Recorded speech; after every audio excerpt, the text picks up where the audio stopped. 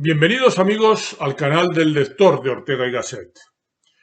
Dice Gilles Lipovetsky, sociólogo francés, cuyos análisis sobre la era del vacío en la que vivimos le han dado fama internacional, que vivimos una revolución individualista que ha hecho que, aparentemente al menos, todo esté organizado para que el mundo funcione a partir de un mínimo de coacciones y un máximo de elecciones privadas. Afirma Lipovetsky, en la era posmoderna perdura un valor cardinal, intangible, indiscutido a través de sus manifestaciones múltiples, el individuo y su cada vez más proclamado derecho a realizarse. En la actual sociedad, asegura, hemos llegado a un punto en el que cada cual puede componer a la carta los elementos de su existencia. Y sin embargo, todo esto que parecería contener los ingredientes necesarios para llevar adelante una vida plena, rebosante de sentido y de metas enaltecedoras, resulta que es compatible con un generalizado sentimiento de vacío emocional, de indiferencia hacia las grandes cuestiones, de depreciación de los grandes valores, de hundimiento de los ideales. En suma, dice Lipovetsky, que nos hemos instalado en un desierto de apatía. Las claras antinomias que antes servían para organizar nuestra manera de entender el mundo, las que diferencian lo bueno de lo malo, lo bello de lo feo, lo verdadero de lo falso, lo real de lo ilusorio, lo que tiene sentido de lo que es absurdo, se han diluido, se han esfumado. La norma vital por excelencia parece ser aquella que pudiera caber en una exclamación del tipo de ¡qué más da! O también todo vale, todo está permitido. Con estos mimbres, al final no es posible hacer un buen cesto. Sostiene pues Lipovetsky que, cruzando solo el desierto, transportándose a sí mismo sin ningún apoyo trascendente, el hombre actual se caracteriza por la vulnerabilidad. El individuo, que parecía reinar en este mundo posmoderno, que todo parece ponerlo a su servicio, es solo un personaje, un ente superficial, un falso yo que enmascara a ese otro ser vulnerable y aún menesteroso que vive debajo. La última consecuencia de todo este montaje queda en evidencia al constatar cómo, por detrás de tanta abundancia de posibilidades, los estados depresivos y de angustia se han convertido en una plaga. Después de desplegar ante nosotros, con ayuda de Lipovetsky, el mapa de la situación, nos queda todavía entender el porqué y el cómo de que hayamos llegado hasta esto. Y proponemos partir de una premisa que habrá de ser la misma que encontraremos cuando lleguemos a la conclusión, y que es la siguiente. A pesar de las facilidades que el mundo postindustrial pone al alcance de la mayoría, hoy en día es difícil acceder a la sensación de que uno está viviendo su propia vida, de que al hacer lo que hace está ejercitando su vocación. Tras el camuflaje de una infinidad de opciones, de disponibilidades, de trayectorias posibles, abunda la sensación de que nada vale auténticamente la pena, o incluso de que uno vive una vida ajena o equivocada. Y así dice Ortega y Gasset. ¿Acaso la enfermedad básica de nuestro tiempo sea una crisis de los deseos? El repertorio con que hoy cuenta el hombre para vivir es incomparablemente superior al que nunca ha gozado. Y sin embargo, la desazón es enorme. Y es que el hombre actual no sabe qué ser. Le falta imaginación para inventar el argumento de su propia vida. En el horizonte asoman incluso los trastornos de despersonalización y de realización, los más frecuentes en psicopatología después de la ansiedad y la depresión. Los síntomas característicos de la despersonalización incluyen la sensación de que se vive respondiendo a meros automatismos, de que se pasa la vida como si ésta resultara algo ajeno, como si se estuviera siendo espectador de una película o metido dentro de un sueño, sufriendo, en fin, una seria dificultad para relacionarse consigo mismo, con el propio cuerpo y con la realidad externa también. Mientras que la despersonalización, por tanto, se refiere al sentimiento de irrealidad de uno mismo, la desrealización apunta más a la percepción del mundo externo como algo extraño e irreal, a la sensación de que el escenario en que transcurre la propia vida es un mero teatro, del que está ausente toda espontaneidad y toda emoción auténtica, incluso cuando se trata de las personas más cercanas. Hay una narración posible para tratar de entender la manera en que puede haberse llegado a producir este resultado de falta de conexión entre uno mismo y su vida, y que podría sintetizarse diciendo que si esto ocurre es que, pese a la pregonada prevalencia de lo individual, no se ha tenido en realidad suficientes oportunidades de intervenir en la manera en que la propia vida ha ido construyéndose, de añadir las propias opciones y preferencias a los trayectos a través de los cuales han discurrido el por dónde, el cómo y el para qué, a partir de los que uno conforma su biografía. Este es un canal de divulgación de la filosofía y sus alrededores, especialmente la filosofía de Ortega y Gasset, el pensador en lengua española más importante habido hasta el día de hoy.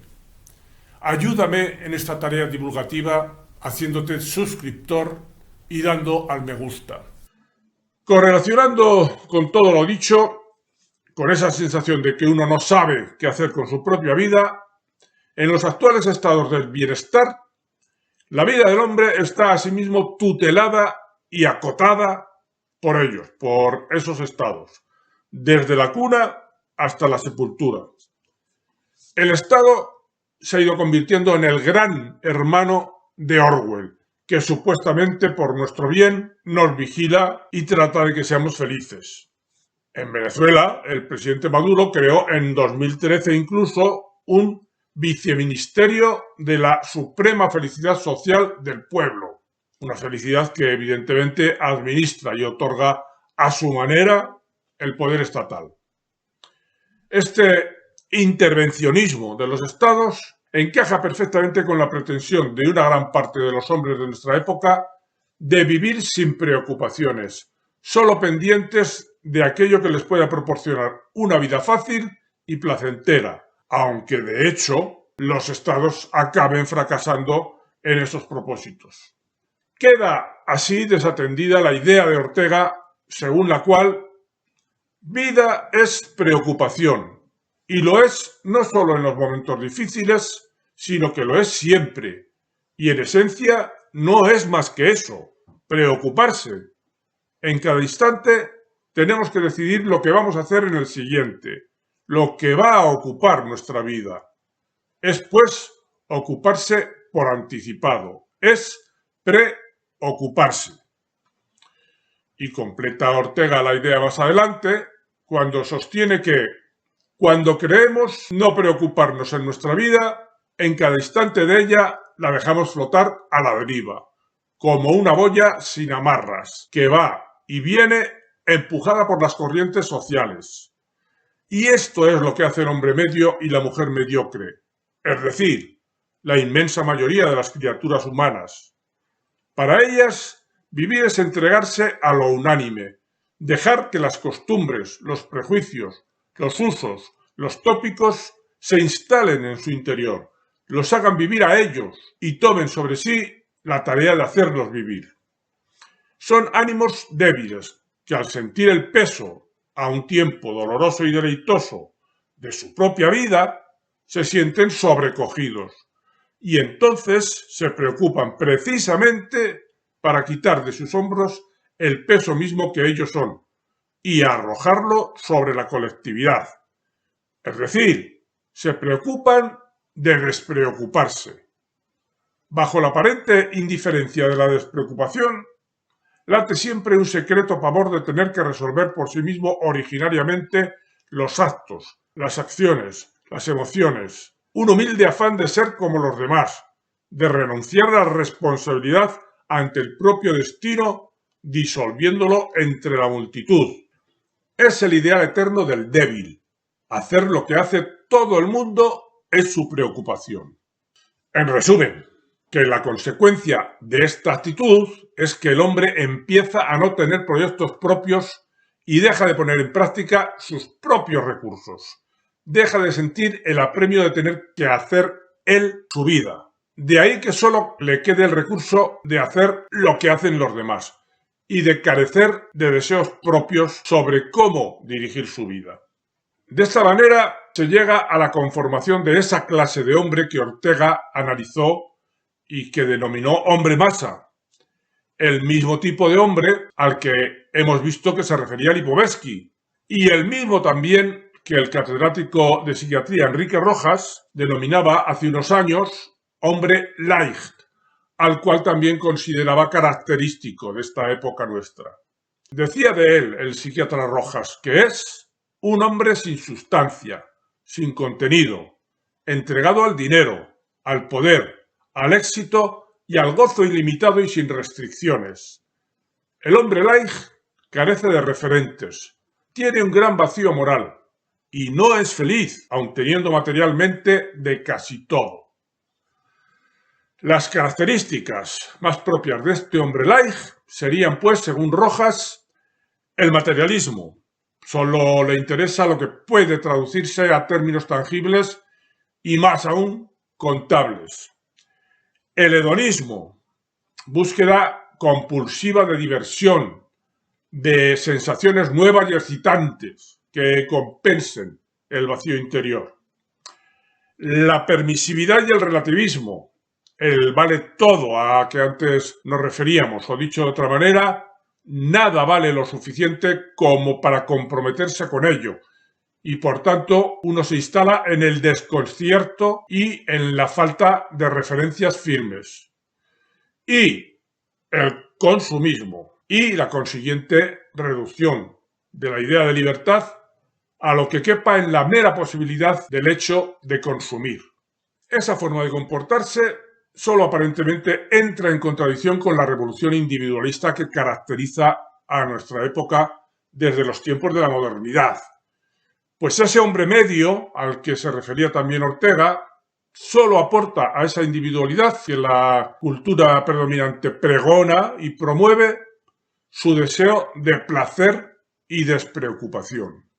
Lo demás lo llena ese hacer lo que hace todo el mundo. O como decía Lipovetsky, la vigencia social, lo que se lleva, lo que está de moda. Rojas, en fin, contrapone a eso la aspiración a la auténtica felicidad, la cual hace residir en tener un proyecto que se compone de metas como el amor, el trabajo y la cultura, y en suma, de hacer algo con la propia vida que merezca realmente la pena. En sentido contrario a esto, discurre pues la aspiración característica de nuestro tiempo al bienestar, que se limita a disponer de, dice Rojas, un buen nivel de vida y ausencia de molestias físicas o problemas importantes. En una palabra, sentirse bien y tener seguridad, lo cual evidentemente no es censurable por sí solo. Únicamente lo es cuando las opciones sobre cómo dirigir la propia vida se limitan a eso. Es, por lo tanto, en ese marco que se impone el hombre leicht de Rojas, el hombre masa de Ortega, en el que no caben auténticos proyectos de vida autosustentados, emanados de la propia vocación. Lo que debería conformar un abanico de motivaciones propias de exploración y experimentación de la vida para hacerla discurrir entre un porqué y un para qué a través de un destino que uno mismo debiera construir o descubrir, está asfixiado, anegado entre tantos corsés previstos para dar seguridad y bienestar preestablecidos. Como consecuencia, los hombres dejan de sentir que viven su propia vida y finalmente acaban decayendo en la apatía, en la desgana de vivir y fácilmente acaban en el cansancio de la vida. Julián Marías afirma efectivamente que este tipo de previsión y seguridad preestablecidas y sofocantes son la raíz del cansancio de la vida, que es especialmente frecuente en nuestro tiempo. Si todo está ya determinado y a la vez es fácil, ¿qué hacer? ¿Y eso que se hace? ¿Para qué? Esto se pregunta efectivamente el filósofo vallisoletano. La libertad, dice también, no consiste tan solo en un mero hacer. La libertad humana, dice Marías, el proyecto, consiste en ponerme a hacer algo. Y si se quita de esa actividad la intervención de la propia voluntad, queda como resto meramente un automatismo. Y cuando el hombre se acostumbra a actuar no en base a motivaciones propias, sino por automatismos, y hasta cuando emite opiniones sobre algún tema en una conversación, lo hace empujado por lo que es apropiado y permisible desde un punto de vista general, por lo que se dice, por lo que se hace, la vida en la que uno está insertado acaba entonces dejándose de sentir como algo propio. Uno acaba impregnado de la sensación de que hace lo que toca hacer, aunque venga envuelto bajo el formato de múltiples posibilidades, y no va quedando sitio ni opción para lo que auténticamente se querría hacer, que acaba ignorado de tanto ser preterido. La propia capacidad de hacer proyectos queda en estas personas cohibida, constreñida por esa ubicua previsión externa de lo que ha de hacerse, incluso aunque sea por su bien, según suelen decir para justificarse esos poderes externos. La imaginación se extingue en un ecosistema vital así. Y la amputación de la imaginación, de la capacidad de idear proyectos, de actuar animado por motivaciones propias, lleva al final a la conclusión de que todo lo que se hace es fútil y extraño.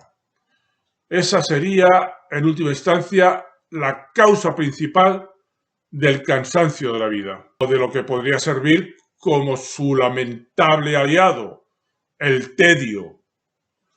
Aquel cansancio y este tedio formarían parte del mismo paquete existencial.